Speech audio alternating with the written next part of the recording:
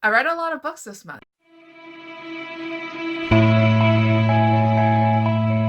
Hi guys, welcome back to the channel. Now today I'm going to be doing a wrap up of all the books, or at least of some of the books that I read in January. Now January was a great reading month for me. I read a ton of graphic novels, and as well as I read a ton of books.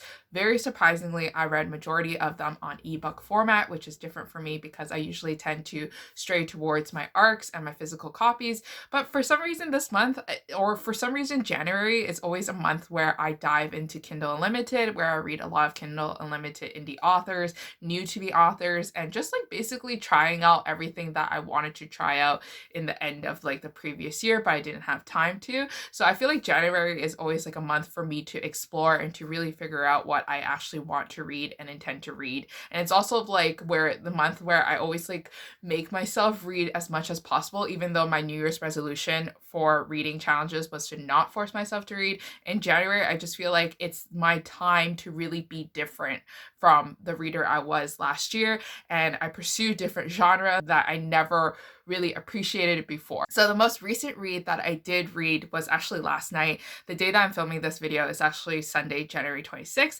So I'm not really sure when this video is going to be going up. It could be going up tomorrow. It could be going up next week. It really just depends on my editing schedule. But the book that I most recently read was Broken Princess by Loki Renard. Now, Loki Renard is an author on Amazon that is fairly popular. If you guys are a fan of Ruby Dixon, or if you guys are just a fan of like alien romances, then Loki Renard is an author that you probably have heard of and that you'll probably enjoy if you haven't heard of her before. So I've seen her books around, and I've seen like a lot of things going on with her books. They're usually like darker romances, they're dystopian, they're filled with sci-fi, and they're also filled with a lot of like, members in the books, meaning like the girls are a part of sexual relationships with more than one partner, which is something that I tend not to go for because it's just not really my scene. So that's why I don't really read Loki Renard. But on a quest to go find some darker romances, I happened to stumble upon Broken Princess,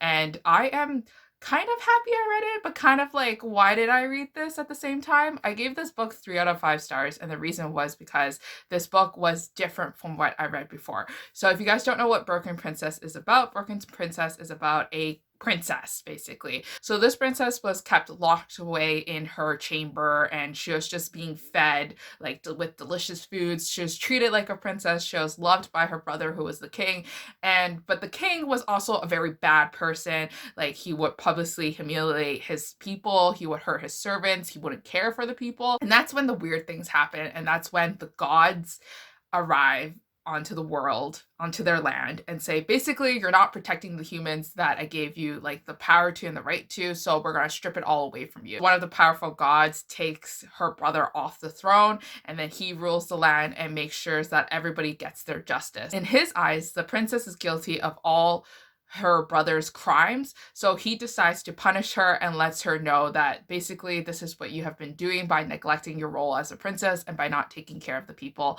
And then a bunch of things happen, and obviously they happen to fall in love. It's a very dark romance, and it does contain a lot of dark sexual scenes, so if you're not a fan of those, definitely don't read this one.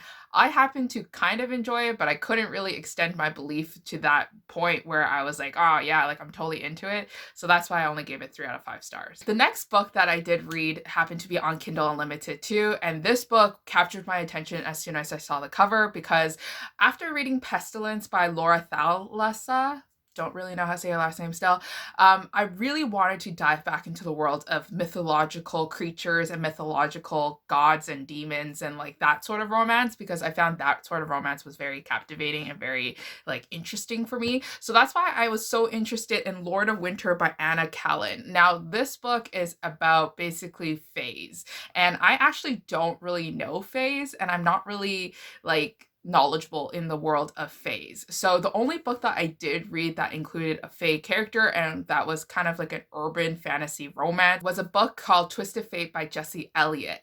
Now, I still don't really know what fays is because I only read one book. What am I supposed to do? And plus, like, I wasn't really interested in reading about fays anyway, so I never did my full research into it. I just kind of accepted it for what it was. So when I stumbled upon Lord of Winter, I was like, you know what? I'm game for it. Let's just read it. So it's basically, it's about this half fae, half human but also half god girl who she doesn't know like that she is actually half god, but she lives in the normal world of like the world that we live in, and she casts love spells so that she can earn a side of chump change so that she can pay for her tuition. And basically that's like her only selling point, is that she does love spells and she pays for tuition just so that she can help her beloved grandmother from working herself to death to pay for all of her expensive needs.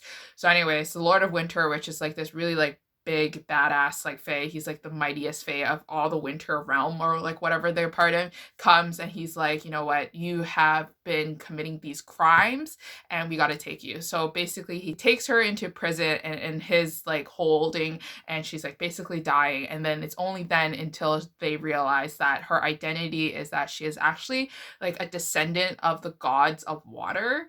So she has like the power to manipulate water and to draw energies and powers from water. So obviously the Lord of Winter is the main love interest, and she is like a token, like she's the pawn in the game, because Lord of Winter wants to trade her so that he can stop the raging war that he's currently having with the Lord of Fire. So anyways, this book was less than I expected. It's like a really like disappointing read for me. I gave this 1 out of 5 stars, and the reason I gave it 1 out of 5 stars was because that I didn't feel like the author did a great job at developing the world. I was very confused, and I'm still very confused at what the world is happening right now. I didn't understand character motivations. I didn't see the spark or the sexual energies and tensions that I normally would see in dark romances or in like fantastical romances like this one. And the writing style just didn't really work for me. Like the writing was not what I was expected, because you know, normally when you read about like mythological creatures and you read about like stories that are like gods and goddesses that have been here for millions and millions of years, you would think that they would talk in a different way. But when they talk in a very modern way, when they're swearing using modern language, it kind of really pulls me out from the story. So that's why I had to give it 1 out of 5 stars. You know, I gave it the benefit of the doubt, but then when I got to the ending, I was like, I don't even care anymore. This is stupid. And then I just never continued to read book number 2, which actually recently just came out. So the next book that I did read was Bullied by the Mafia Boss by Sam Crescent. Now, Sam Crescent is another Amazon author that a lot of people might have seen or heard of if you guys are familiar with like darker romances or with like shorter romances, because I know that she does write a lot of romances with Jenica Snow that are novellas and that are like sometimes on Kindle Unlimited, but then most of the times you have to buy it. So I read Bullied by the Mafia Boss, and this book is basically what's in the title. So what happens is that there's these two raging like mafia clans that don't really go well together, but in order to bridge their relationship, they decide to just marry off the heirs. And like the girl is like, if she gets married off, all her family fortune is given off to like the husband, and then the parents make a business deal. So then it's like, okay, I'll give you all my fortune for like this, and like you get to marry my daughter. But basically they hate each other like the entire time, like, or a majority of the time, and even during their childhood, because they did meet when they were children. They absolutely hate each other. Specifically the man, like I forgot his name, but the man literally always bullies her, and it's like the worst kind of bullying ever. It's like humiliation, it's like saying mean things, locking her in a closet. It's just like awful children bullying things. But basically he's very cruel, and he doesn't seem like he's very happy to be in this relationship, in this forced relationship, because his father is really just controlling him and controlling his whole entire life. So he's manipulated to think that it's in his best interest to marry this girl, and this girl is like trying to convince him like, hey, you don't even love me, like why are you even doing this, like let's just not do it. So she's trying to understand his motives, and they both go into this marriage thinking that they're gonna hate each other forever, but then slowly they learn to like each other, and then obviously a lot of, you know, like heat and tension does build up. I gave this book 3 out of 5 stars because really nothing really happened, and it wasn't really like angsty and gripping for me enough to give it more than 3 out of 5 stars. It was still an enjoyable read because like the sexual scenes were definitely hot and there were flames there, but it just wasn't what I wanted. So the next book that I did read is Misadventures of the First Daughters with Mia Michelle and Meredith Wild. And now this is from a long series of like Misadventures of, and I absolutely adore this series. So I always listen to all the audiobooks that are available on my library app from this series, because the series is just fantastic. Like, it's from a wide range of authors talking about a wide range of tropes and a wide range of characters, and it's like, what is not to like? Like, I enjoyed majority of them. Some of them are bad. This one just so happened to be a 2 out of 5 star read for me because it just dragged on forever. I think it was like 250 pages, and it was like 5 hours and a half, or maybe like close to 6 hours of like audiobook reading that I had to do. And I listened twice the speed, which was just like 3 hours if you cut it down by two.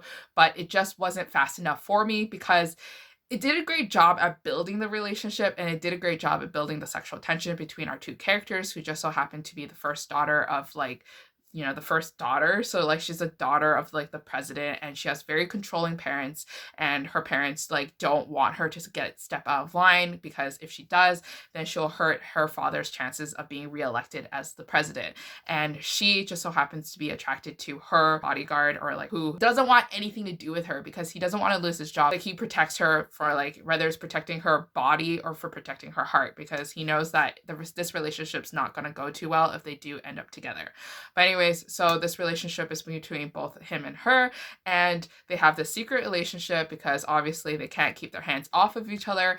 But towards the end, it just dragged. Like, it's like, it just seemed like they were just trying to put angst and like romance into it, and I was just like, can we just speed this up? And then the ending was weird because like they put like this time gap between them, and I was like, okay, but like, why did you do it? And then like the reason why they did it, and I was just like so confused, and I was just frustrated towards the end of the book. It made me not enjoy it as much because it was just so long, so that's why I gave it 2 out of 5 stars. So the next few books that I read is actually part of a series, and I think I'm just gonna do like a general review of the whole entire series, because like, I don't even really know what happened in each book anymore. When you read a series in one sitting, like, you just kind of forget what happened in each book. But basically, I read the Mount Trilogy by Megan March, and this was like an audiobook format. So 1 week, or like this past week or the past 2 weeks, I was listening to audiobooks aggressively at work because I was just doing things that didn't really require that much brain work and power. So I was just listening to it in the background. Basically, Mount Trilogy was a trilogy that I read after Savage Trilogy by Megan March, and I was interested in reading Mount Trilogy because of Savage Trilogy. The order of the trilogies go from Mount Trilogy, then Savage, but I went Savage to Mount.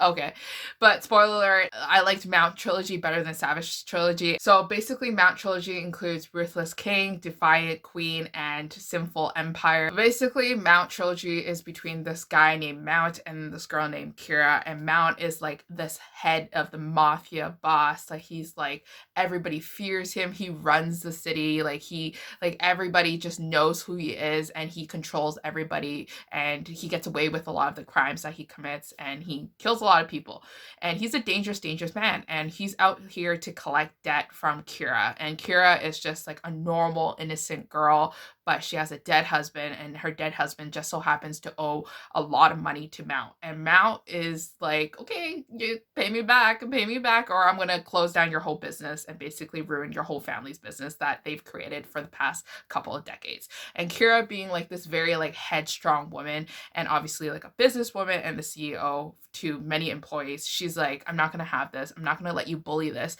Is there another way that I can pay you back? And the one thing that Mount really wants is, of course, Kira and her body. So basically, Kira like sells herself out and uses her body to repay the debt. But Mount secretly has his own plans, and his own plans is basically to make Kira fall in love with him, because he's actually really attracted to her, and he actually loved her, or he wanted to have a relationship with her. But then all of a sudden, Kira got married to this like loser of a guy, and he lost his chance.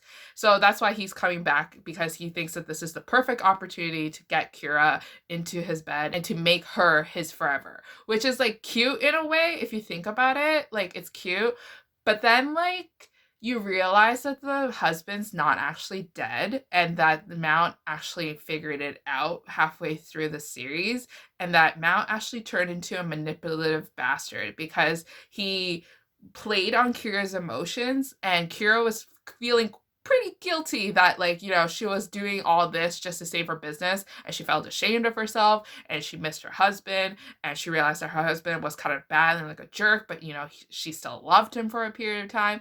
And like Mount just sat there and just like listened to her without like saying anything about like the things that he knew. And it was just like, oh, like this is like not great. And then the conflict resolution towards this particular problem that I did have as a series was just like went over everybody's head. Like Kira was like completely okay with it. Like I didn't even feel like that there was a scene where Kira was actually angry and she was expressing her emotions towards Mount, going like, I can't believe you did this. Because I think she just accepted it and went like, yeah, you know what? I love you, so like it's okay.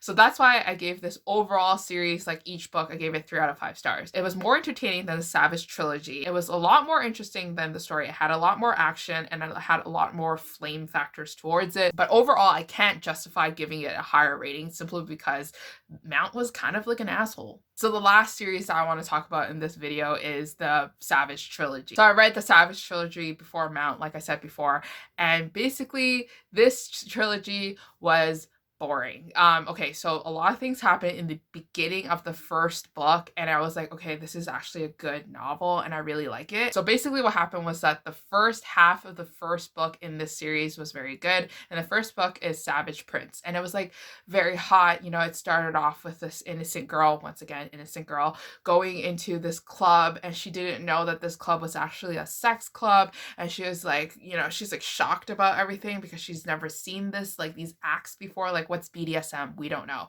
So she's like shocked, and then like she meets a stranger, and the stranger, you know, like entices her into a sexual relationship, and they're going all out and they're having it fun, and then like suddenly he mysteriously keeps appearing into her life, and it's almost like he's following her, but not really, because they just bump into each other a lot, and then like nothing happens afterwards. Like it's just so boring. Like there's just like some things that happen, like for example, like she lost her brother, like her brother like disappeared, and her brother is in like the mafia gang business where he's a transporter, so he transports drugs, and he disappears, and she's like freaking out because she loves her brother. It's like the only family she has, so she's like, I want to find my brother. So she enlists the help of Savage, who like is a guy. That's his name. His name is Savage, but he actually has like a real name, but he won't tell her because he's actually secretly like undercover mafia. So it's just like, anyways, so then actually like they go into this weird adventure to go find the brother and to like like unravel like all the secrets that the brother is holding, and like what her connections are to the gang, and what's her connection to the mafia, and like things like that. And it's just so boring. It literally goes from like action scenes where like gunshots are fired to like her going back to her garage and making art pieces to like action scenes again, and it's just like it's like up and down, up and down, and I was just like, what's happening? And at like one point in book number 2, I asked myself, do I even care if the brother is dead or alive? And the answer was, I don't care. I don't care if this brother's dead. But because I started book 2, I was like, I might as well finish the series and see how bad it was. So I think on average, each book I gave it 2 out of 5 stars. And honestly, I don't regret me for being Savage. But anyways, those are all the books that I've read that I wanted to discuss to you about, because I figured that it would be interesting for you guys to learn about the books I read. I read some that were great, and I read some that were like bad that I feel like you guys should just completely ignore. But I hope you guys enjoy this video, and my hair is a mess. But if you guys do like this video, and if you guys do want to see more videos from me, make sure to give me a subscribe and give me a like, and comment down below on some series you've read that I've read, and then we can talk about it in the comments down below. But until next time, I'll see you guys again. Bye.